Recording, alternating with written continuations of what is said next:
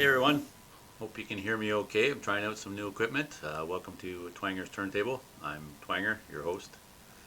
Episode 14 of Debuts in My Collection.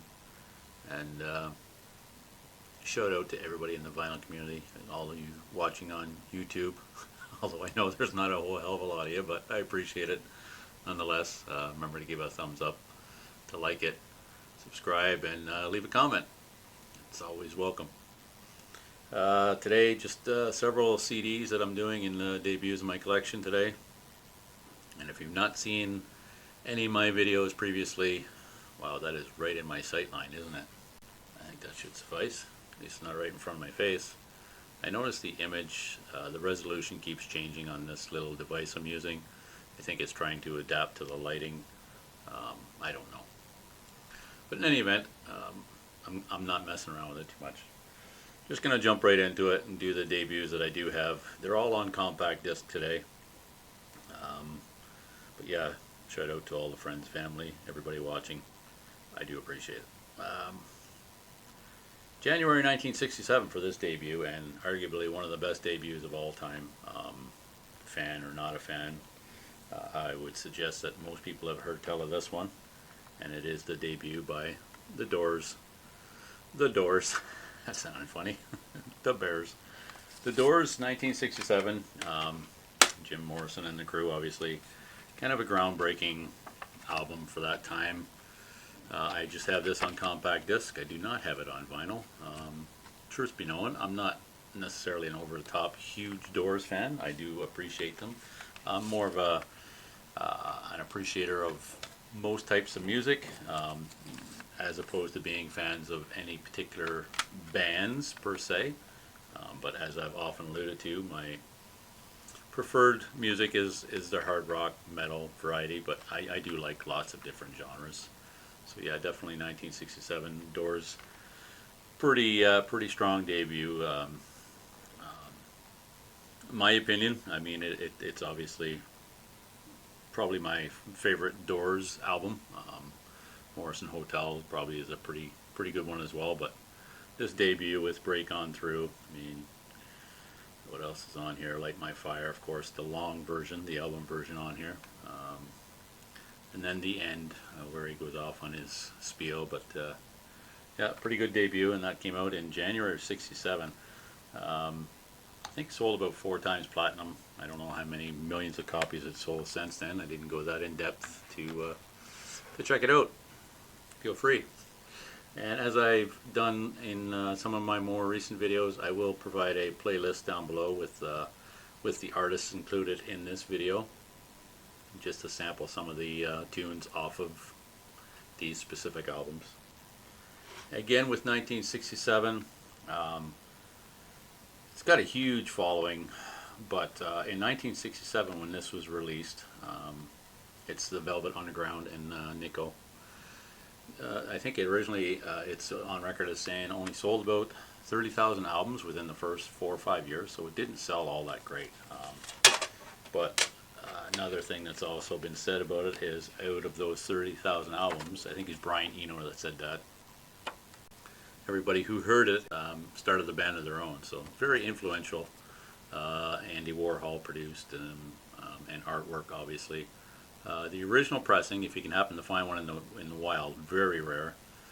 The banana actually peels off, and then what they did with the compact disc is when you would peel that off on the original cover, it had a flesh-colored banana inside of it.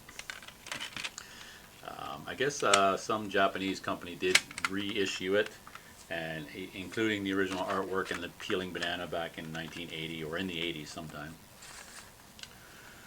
But yeah, pretty influential band considering the movements that followed, you know, with the new wave and even punk, all that very much influenced by Lou Reed and Velvet Underground. Wow.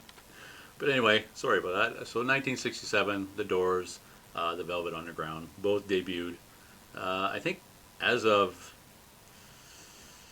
91, I think I read, that album is it's still only sold about 500,000 copies or so, if you can believe that. Like, you know, like it seems to be such a popular album. Like, or maybe it's just me, because of my interest in music. I see this everywhere, and I think it's actually listed in a very popular series of books of 1,001 albums that you must own or hear. I'm not sure what that title is.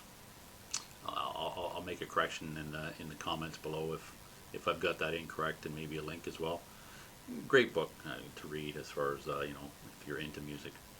Anyway, rambling again. That's often going to happen when I'm talking about music. So stop and wet my whistle. Wow, I am just so not into this today. It's just not coming organically. But whatever, I'll push through.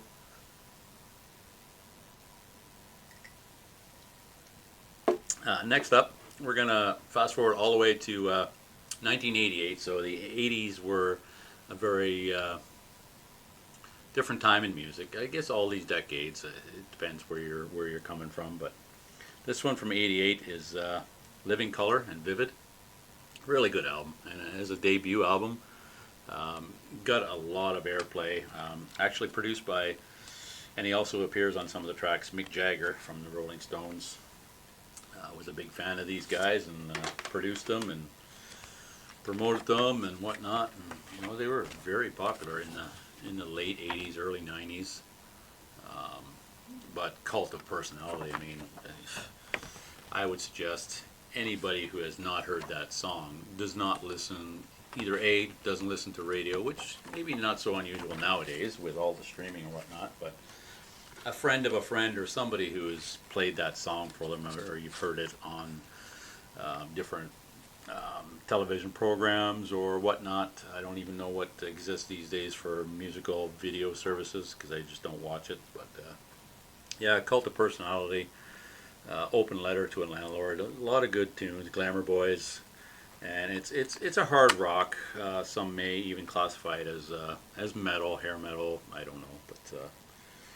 Pretty good debut. I think they actually sold a couple of million copies of this. They went a couple times platinum in the States.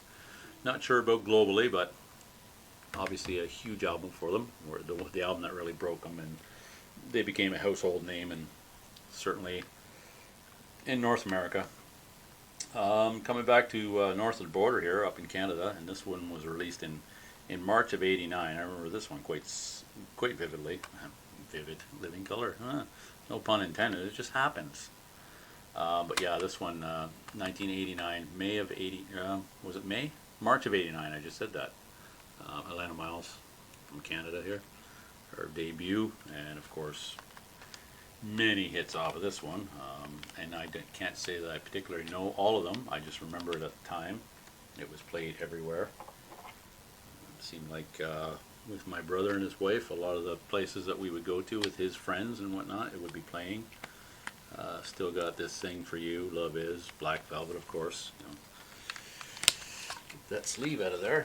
There we go. Which, huge album for Atlanta Miles. Getting her mixed up with Alanis Morissette, another Canadian. Jack, Kickstart My Heart, not the Motley Crue one.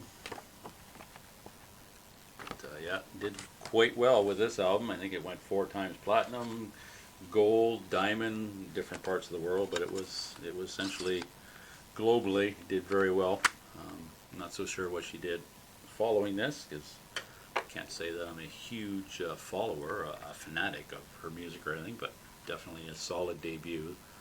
And yeah, that's just one of the ones in my collection. Next up, this one I'm going to fast forward to '92, and this was a huge debut, as I guess several of these have been, but Stone Temple Pilots Core, this was a really good debut for these guys. Of course, Scott Weiland, who has since passed away, and the guys, what was that gentleman's name? He was also a primary songwriter here, or maybe not primary, but certainly wrote some of the songs. In fact, he was a co-writer on Plush, I think it was. Yes, Plush. Yeah. Eric Kretz, he was the drummer. And then you got the DeLeo brothers on bass and guitar with Scott Whelan. Like I say, who has since passed away. Was also the vocalist for Velvet Revolver, the band that super group he'd done with Slash and Duff, and guys from Guns N' Roses. But yeah, great debut. This one sold really well. I mean, God, how many times? 8 times platinum. I mean, I think it sold about 10 to 15 million copies since its date of release. But Stone Temple Pilots, this one was released in 1992, September 92. And I don't know if you've not heard that. It's definitely falls into that early 90s rock type. I think some actually tried to categorize it in with lump it in with the grunge, but I don't see it myself. I don't think it falls into that category. It falls into that category just like maybe a group like Live or one of those like Throwing Copper or whatever around that same time. They're not grunge. It's just hard rock, alternative rock. Next up, Ugly Kid Joe. I think I did this one before. In fact, I know I did on an earlier episode, but I just had the cassette, and then I realized I do have the compact disc.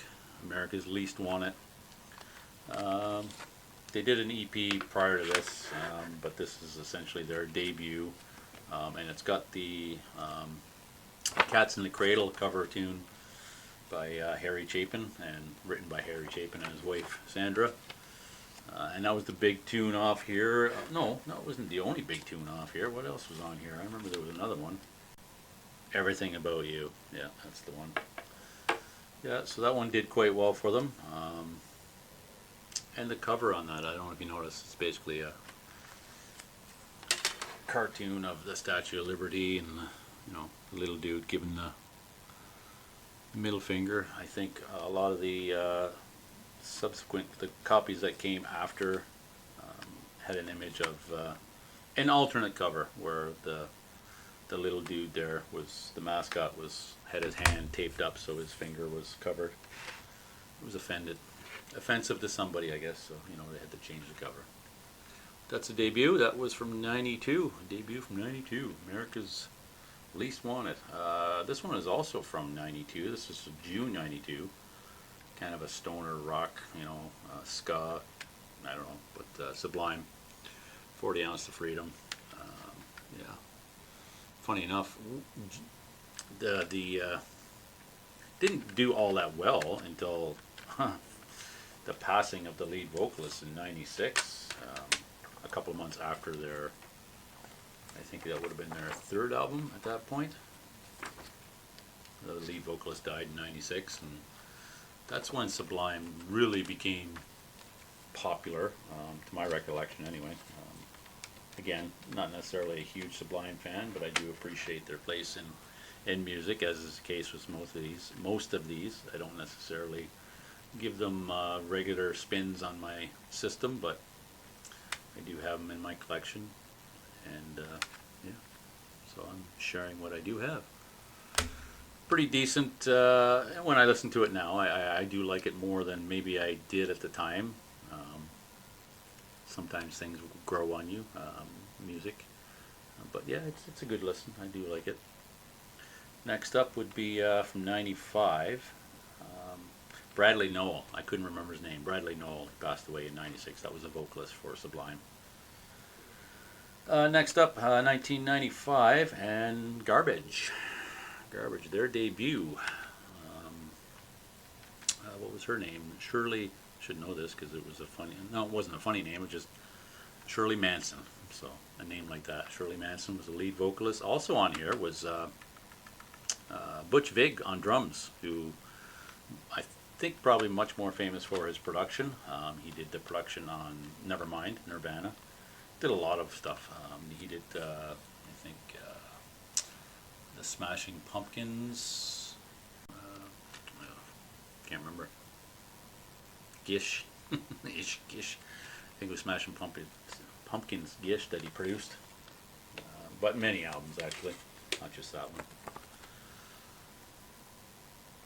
probably best known, this one best known for Stupid Girl, Only Happy When It Rains, to name but a couple. Can't say I know every track off here by any means, just picked it up and it's in my collection. Still got a news clipping out of here, newspaper clipping. Producer Vig reinvents popular music again with garbage. And there's a clipping from the newspaper there. But yeah, played drums, but was also a producer, big in the grunge, alternative rock scene back in the 90s. I don't even know if he's still producing, to be honest with you, or what he's doing. But produced a lot of popular stuff.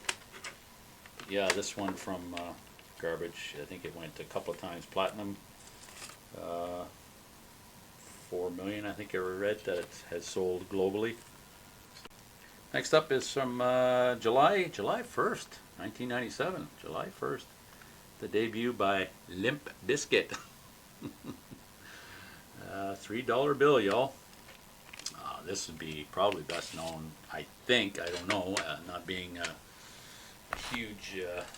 I like Limp Bizkit. I appreciate them again for what they did in culturally, musically, but the cover they did of what's his name?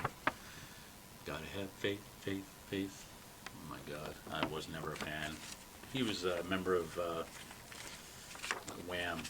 Is it George Michael? I think it's George Michael. That one. What would the other big popular one be that was on here? Counterfeit? Yeah, Counterfeit. That was another huge one. So yeah. Fred Durst, John Otto on drums. Of course, Wes Borland, amazing guitar player. Fan or not a fan, I would suggest historically, pretty big album, important album. Maybe I should stop short of saying important album. Depends who you ask, I suppose. It's just the origins of this band kind of thing. I think it was the producer. Was it the producer of Korn? Heard the demo from these guys and signed them just based on the demo. Some of the demo stuff is on here, I believe, or at least the stuff that was on the demo. Yeah. Good debut. That was what did I say that was? 97. $3 bill, y'all. The last one I'm going to do, year 2000, and not a huge fan, just again something I picked up. It's a debut that's in my collection, and that being from Coldplay from 2000, Parachutes. Yeah, released in July of 2000 in the UK, and then released in November of 2000 here in North America, Canada, and the US. What's on here that was popular? See if I can remember. Yellow, that rings a bell. Seems to be the only thing that rings a bell. Shiver, I guess that was another one. Again, sometimes they're just albums I have. I don't necessarily give them much of a regular spin anymore. Just their significance in musical history. For me, you know, the appreciation doesn't necessarily have to be something that I'm a huge fan of, but oftentimes if I buy a compact disc, an album, back in the day, cassette, whatnot, chances are I still have it. There are odd exceptions where I may have gotten rid of certain cassettes or CDs, or can't say that about vinyl, because vinyl is, other than the stuff I had in storage for many, many years, most of it is stuff I've purchased in the last 3 or 4 years. But that's it. That's the debuts I have in my collection for episode 14 here at Twanger's Turntable. I hope you enjoyed it. If you stuck around till the end, thank you. There was a few little errors in there. Whether I edit them out or not remains to be seen. The editing is the most painful process for me. If you did like it, give it a thumbs up. Appreciate any comments. I can't say that I'm on here 24/7, and I don't do any other social media. I don't do the Twitter thing or Instagrams or anything like that. So I don't have any other